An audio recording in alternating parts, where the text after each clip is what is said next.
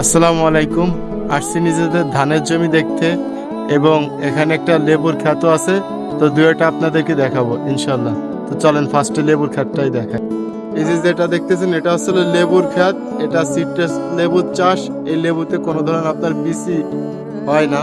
তো এই লেবুটা খুবই লাভজনক, প্রচুর ধরে এবং আপনাদেরকে আমি কাছ থেকে দেখাবো একটা থলে মানে থলে কত পরিমাণ লেবু ধরছে, তো সেটা আপনাদেরকে দেখায় ফার্স্টে। তো দেখেন মাশাআল্লাহ কি সুন্দর লেবু ধরছে, প্রতি থোকায় থোকায় বেশ কিছু করে লেবু আপনি দেখেন, একদম মানে ডালপালায় দেখা যাচ্ছে লেবুর আকাঙ্ক্ষায়। তো আপনারা যারা লেবু চাষ করতে চাচ্ছেন এই সিট্রাস লেবুটা চাষ করলে ইনশাল্লাহ লাভবান হবেন। এতে রোগ প্রতিরোধ ক্ষমতা খুবই ভালো। তো আমরা দীর্ঘ সময় ধরে এই লেবু চাষ করে আসতেছি, আলহামদুলিল্লাহ আমরা খুব ভালো ফলাফল পাইছি। এজন্য আপনাদেরকে আমরা চাষাবাদ করার বলতেছি যে এটা করলে আপনারা লাভবান হবেন। তো আমরা এখন ধান দেখাবো আপনাদেরকে।